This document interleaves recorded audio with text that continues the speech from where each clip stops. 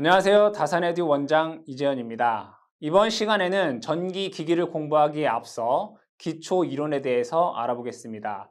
총 5가지가 되는데 첫 번째는 앙페르의 오른나사 법칙, 두 번째 패러데이 렌즈의 전자유도 법칙, 세 번째 플레밍의 오른손 법칙, 그 다음에 플레밍의 왼손 법칙이 되겠고요. 마지막으로 교류 발생 원리에 대해서 알아보겠습니다.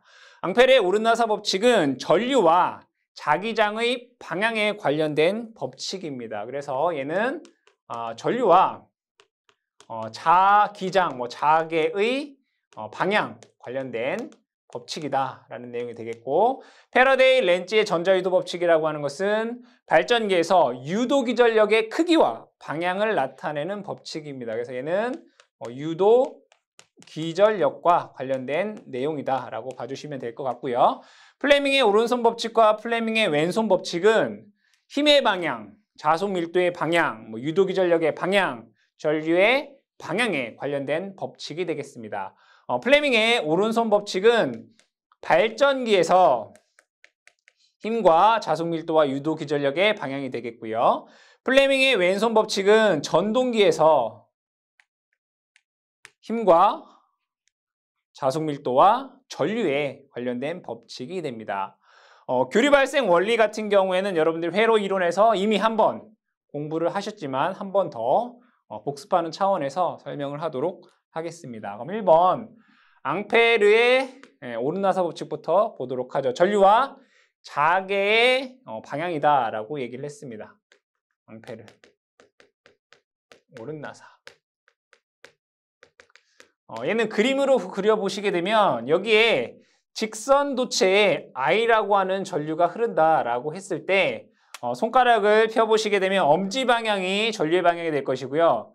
4가지의 손가락 방향이 자계의 방향이 됩니다. 즉 전류가 위로 방향이라면 이 자계는 얘를 감싸는 방향인 즉 이러한 방향으로 자계 또는 자속이 나타난다라는 내용입니다. 그러면 반대로 전류가 아래 방향으로 흐른다라고 하면 엄지는 전류의 방향이 될 것이고요. 내 손가락이 자계의 방향이 됩니다. 즉 이러한 방향의 자속이 나타난다라는 거죠. 그럼 얘를 위에서 봤을 때 전류를 위에서 보면 얘를 점이라고 표현할 수 있습니다. 그 얘기는 전류가 이 칠판 바깥으로 이렇게 나오는 방향이라는 거죠. 그러면 전류를 엄지손가락의 방향으로 한다면 내 손가락의 방향이 자계의 방향이 됩니다. 이렇게 되겠네요. 자, 그럼 얘는 칠판 안으로 들어가는 방향이다라고 하면 얘를 표시를 우리는 X로 표현을 합니다. 들어가는 방향. 그러면 엄지손가락을 이렇게 하게 되면 요 내 손가락의 방향이 자속의 방향, 자계의 방향이 된다는 것을 알 수 있습니다. 여기에서는 직선 전류가 흐르게 되면 회전하는 자계가 발생한다는 것을 알 수 있죠. 그럼 반대로 회전하는 전류를 만들면 직선 운동을 하는 자계가 나타난다라는 얘기죠. 그럼 얘를 그려보도록 하겠습니다. 여기에 코일을 이러한 방향으로 감아 보도록 하겠습니다. 그리고 전류를 이렇게 흘려보도록 하죠. 그러면 전류가 이러한 방향으로 흐른다라는 것을 알 수 있습니다. 그러면 요 내 손가락의 방향이 회전 방향이기 때문에 전류의 방향이 요 내 손가락의 방향이 될 것이고요. 자속은 왼쪽으로 이렇게 나온다라는 것을 쉽게 알 수 있습니다. 그러면 자속이 나오는 방향이 N극이고 자속이 들어가는 방향은 S극이 되겠죠. 즉 회전하는 전류는 직선의 자기를 만들게 됩니다. 그래서 이게 앙페르의 오른나사 법칙, 전류의 방향과 자계의 방향을 나타내는 법칙이 되겠습니다. 두 번째, 패러데이 렌즈의 전자유도 법칙. 이 패러데이 렌즈의 전자유도 법칙 같은 경우에서는 여러분들이 유도 기전력의 크기를 알 수 있는 내용이고요. 이 내용은 변압기 또는 전동기, 발전기 모든 곳에서 적용이 됩니다. 패러데이 렌즈의 전자유도 법칙을 그림을 통해서 또 얘기를 해보도록 하겠습니다. 또한 이러한 통에 코일을 이렇게 또 감아 보도록 하겠습니다. 그리고 나서 여기에 전류계를 달아 보도록 하죠. 그리고 이 코일을 N회 감아 보도록 하겠습니다. 그 다음에 자석을 이렇게 N극, S극 이렇게 놔볼까요?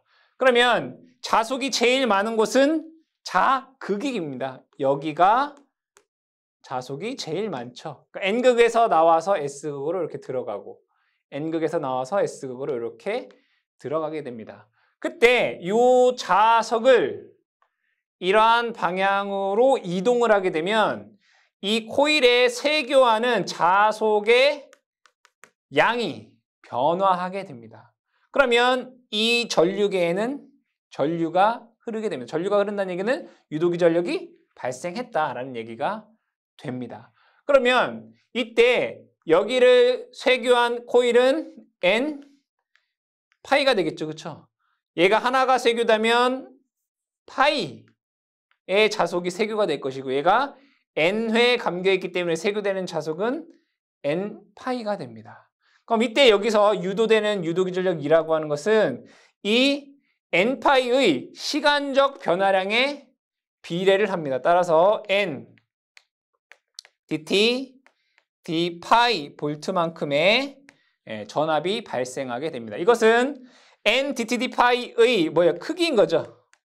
크기, 이만큼의 유도기 전력이 발생한다. 이게 바로 패러데이 법칙입니다.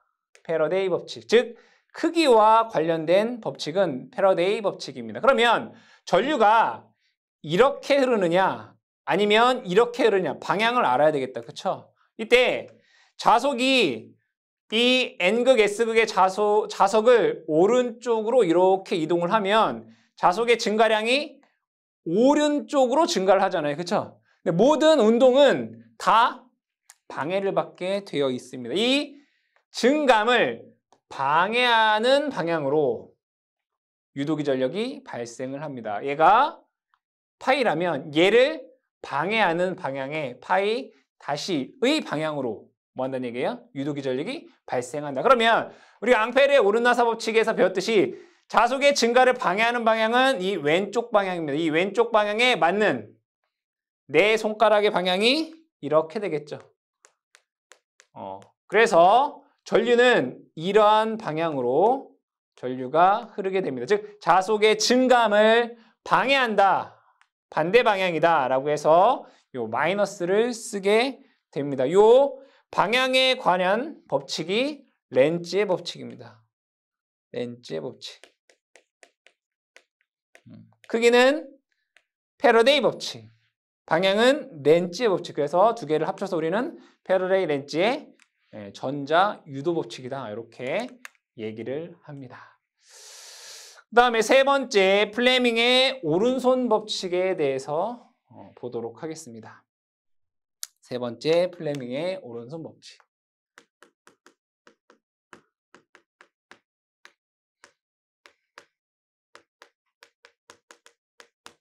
이 플레밍의 오른손 법칙은 발전기와 관련되어 있다라고 되어 있습니다. 얘를 그림으로 한번 설명을 해보도록 할게요. 자, 여기에는 N극과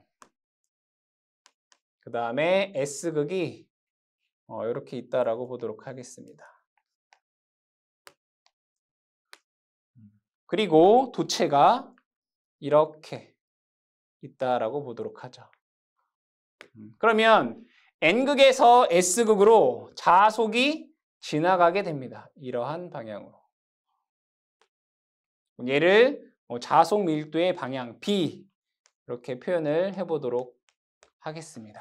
그리고 플레밍의 오른손 법칙은 발전기라고 했어요. 그럼 기계적인 에너지를 전기 에너지로 바꿔준다라고 했죠. 그럼 예를 들어 이러한 방향으로 힘을 준다라고 보도록 하죠. 힘 F, 힘의 방향 또는 운동 방향 이렇게 얘기할 수 있습니다. 그러면 자, 여러분들이 꼭 아셔야 되는 것은 모든 운동은 방해를 받습니다. 어떻게? 방해를 받는다는 얘기예요. 그럼 예를 들어 한번 설명을 해보도록 할게요. 여기에 물이 이렇게 흐른다라고 보도록 하겠습니다. 근데 어떤 사람이 여기를 지나간다라고 한번 해보도록 할게요. 그러면 밀도가 어떻게 되세요? 물의 밀도가 여기는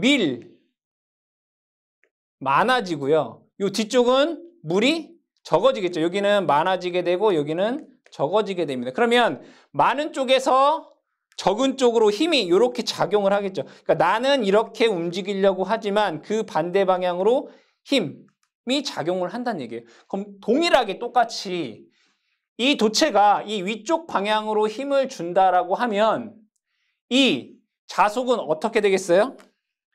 여기는 이 위쪽은 많아지게 되고요. 자속이 많아지게 되고 여기는 자속이 조금이겠죠.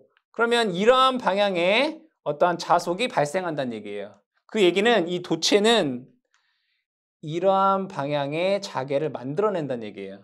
그러면 원래 있던 N극과 S극에 의한 이 자개와 얘가 합쳐져서 여기는 많아지게 되고요. 여기는 얘에 의한 자개와 원래의 자개 방향이 어때요? 반대인 거죠. 그러니까 얘는 상수에 대해서 적어들게 돼요.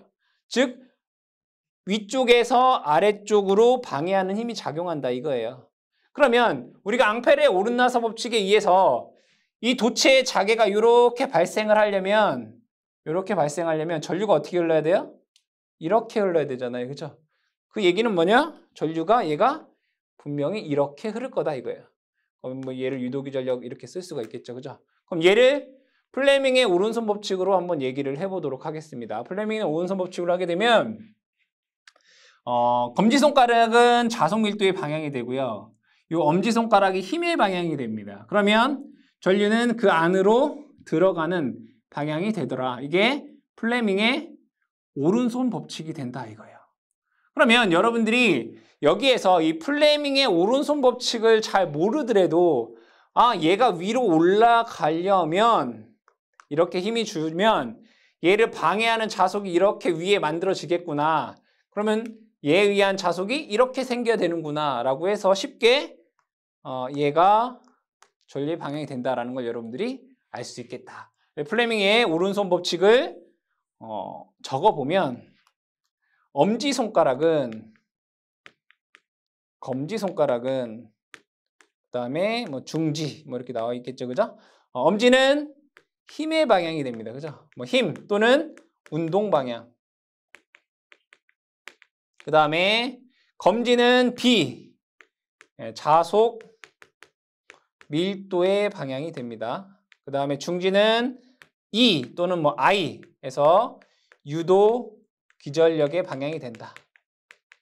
유도 기전력의 방향이 된다. 이렇게 여러분들이 얘기를 할 수가 있고요. 그러면 여기에서 이 유도 기전력이 얼마이냐라고 했을 때 식으로 세보면 E는 V 플러스 B L 이렇게 쓸 수 있습니다. 여기에서 V라고 하는 것은 운동 속도인 거죠. 여기에서 운동 속도 V.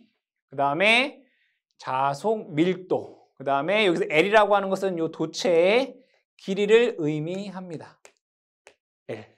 그러면 얘를 다시 한번 적으면 얘는 운동 속도의 벡터와 자속 밀도의 벡터의 외적입니다. 따라서 B, L, V, 사인, 세타, 볼트 이렇게 쓸 수가 있습니다. 그럼 여기서 이 세타가 의미하는 건 뭐냐면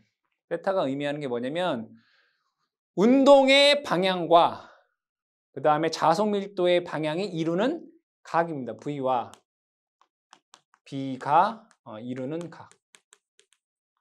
이게 세타가 되겠습니다. 네 번째, 플레밍의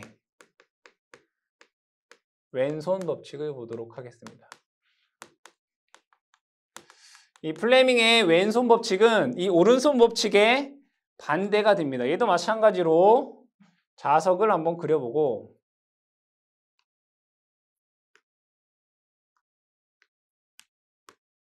여기는 N극.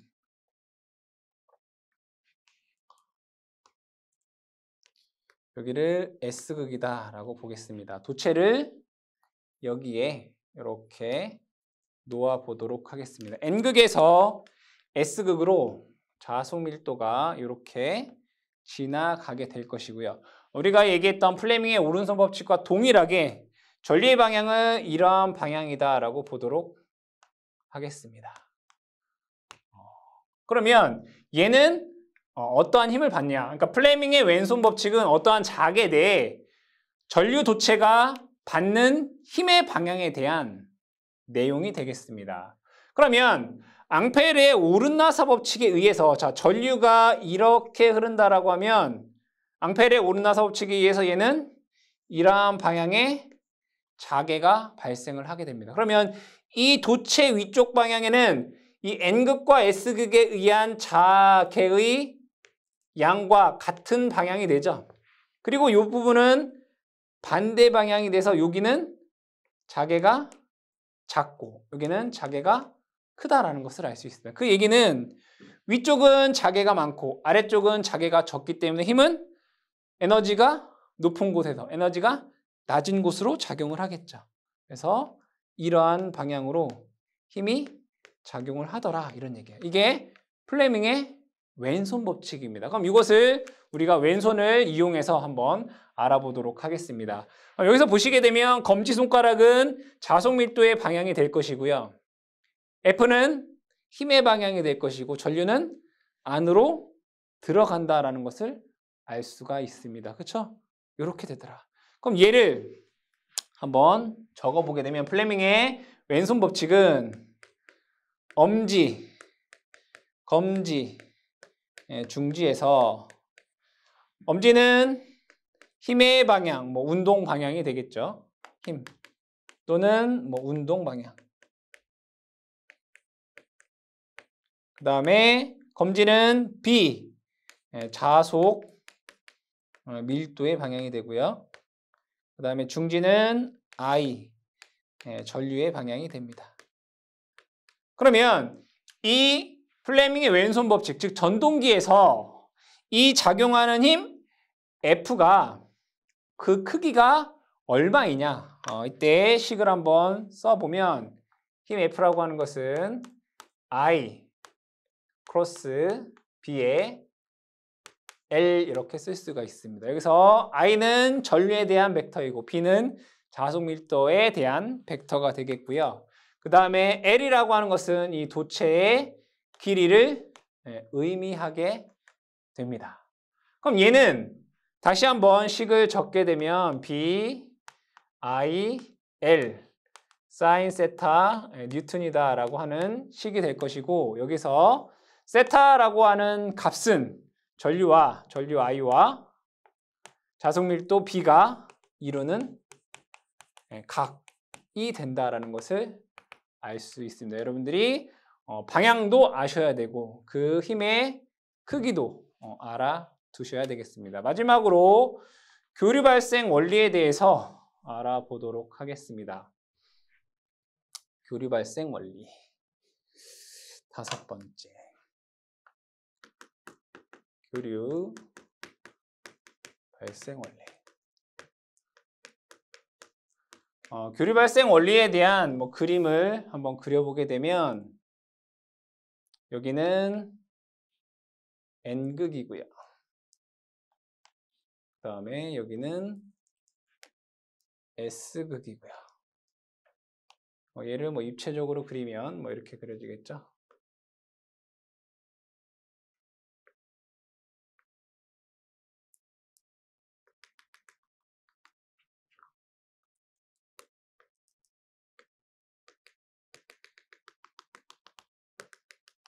그리고 여기에 원통이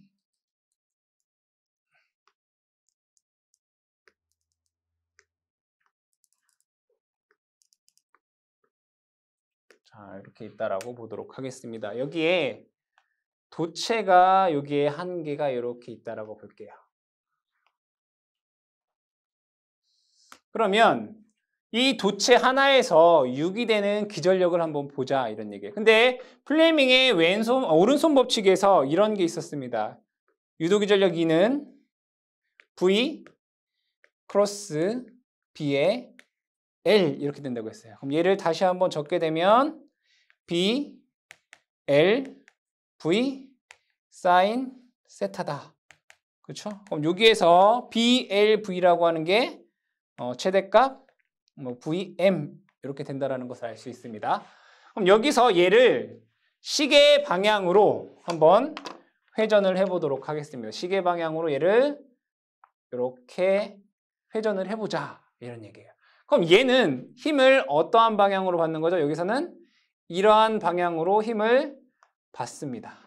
그리고 N극과 S극에서 자속이 이렇게 지나갈 것입니다. 얘를 B라고 한번 적어보도록 할게요. 당연히 얘를 우리는 회전시킨다라고 했습니다. 그럼 이 지점에서 얘 힘의 방향, 즉 운동 방향으로 써볼까요? V라고 해보도록 할게요. 얘 방향과 얘 방향이 같습니다. 그 얘기는 이 지점에 있을 때에는 이 세타 값이 0이 된다는 얘기죠. 그럼 여기서는 유도기전력이 0이 된다는 얘기예요.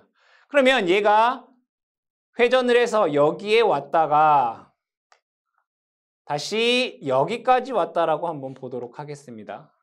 그러면 플레밍의 오른손 법칙에 의해서 자 힘은 얘는 여기서 이러한 방향으로 작용을 할 것이고요. 얘를 V라고 써볼까요? 플레밍의 오른손 법칙에 의해서 얘는 전류는 분명히 나오는 방향이 될 것입니다. 그렇죠? 나오는 방향이 돼요. 이렇게요. 이렇게. 그렇죠? 그리고 이 힘의 벡터와 자속 밀도의 벡터가 이루는 각이 90도가 됩니다. 그럼 여기에서 사인 90도는 1이 되죠. 그렇죠? 그러면 여기에서 세타 값이 여기서부터 여기까지 변화할 때 90도가 변화할 때 얘는 사인에 대한 그래프가 나오게 될 것입니다. 0에서부터 90도까지 올 때 얘의 그래프는 이렇게 될 것입니다. 0에서부터 90까지.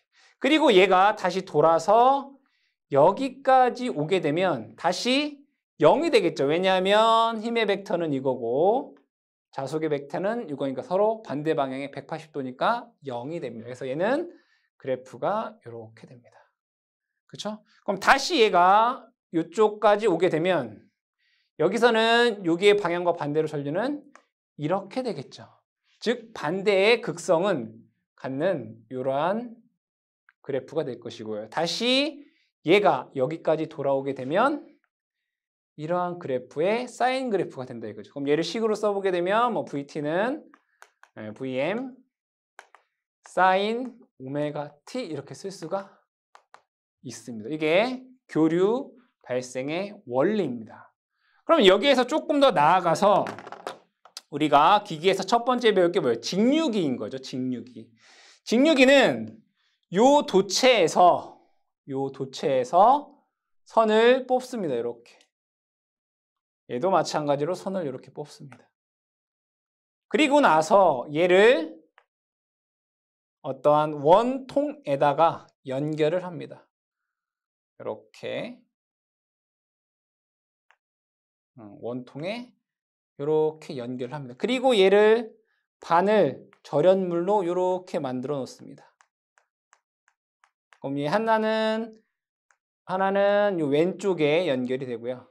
이렇게 하나는 오른쪽에 이렇게 연결이 되겠죠. 그리고 여기에 브러쉬를 이렇게 답니다.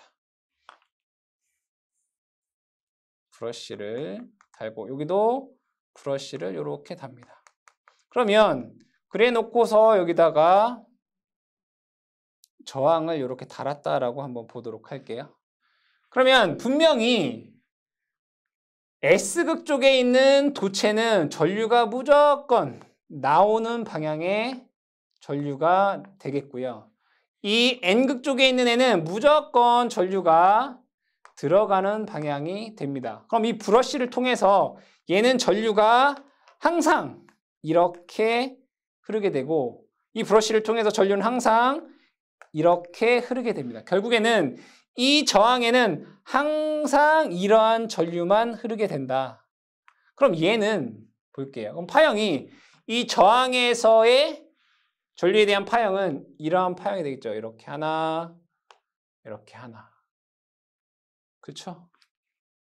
그건 뭐예요? 도체가 한 개일 때. 도체가 한 개일 때는 이러한 파형이 이렇게 나오게 됩니다.